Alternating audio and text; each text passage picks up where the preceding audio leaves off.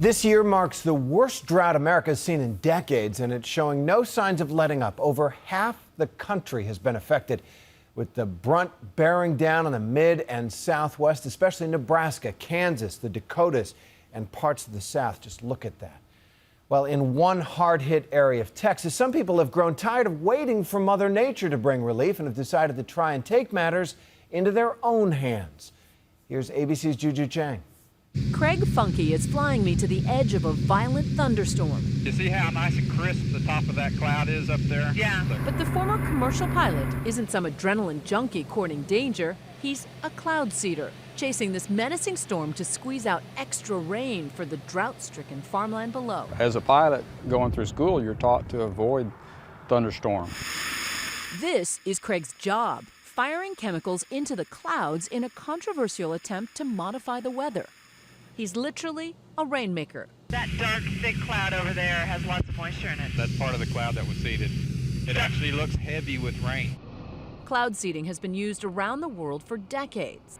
But it's now getting a closer look as farmers desperate for solutions endure their fourth month of record-shattering drought with no end in sight. It's actually the largest drought in half a century, responsible for rising food prices and record wildfires. It's even suspected to be a cause for the recent surge in cases of West Nile virus.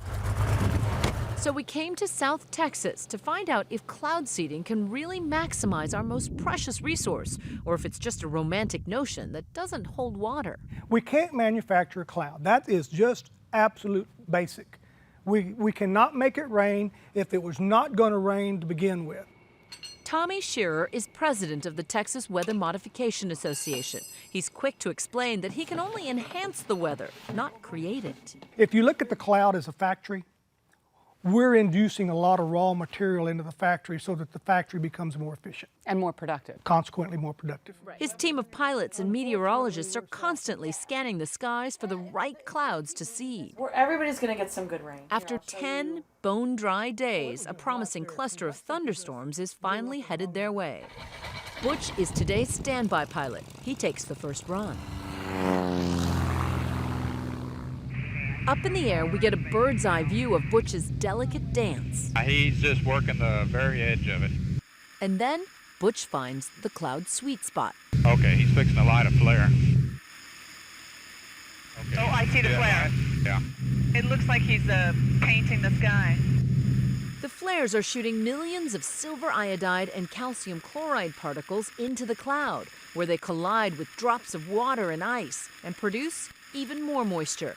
Then, usually within 20 minutes... So what is this white smoky stuff over here? That's rain. Oh, that's rain. Yeah, that's rain. All this is rain out here. Turn 7 November, turn on left face.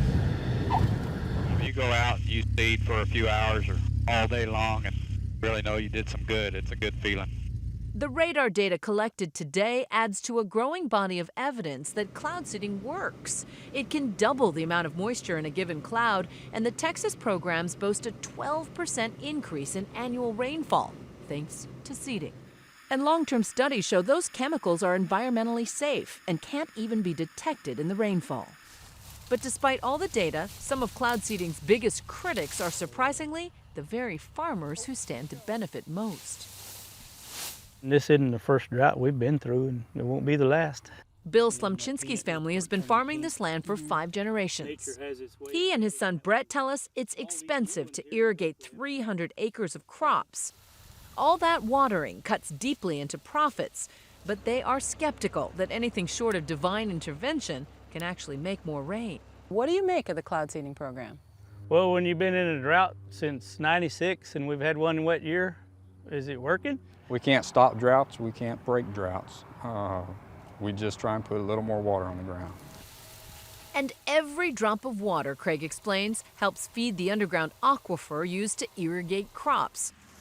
So though he can't promise Bill and Brett more rainy days, he's convinced cloud seeding is helping them in the long run.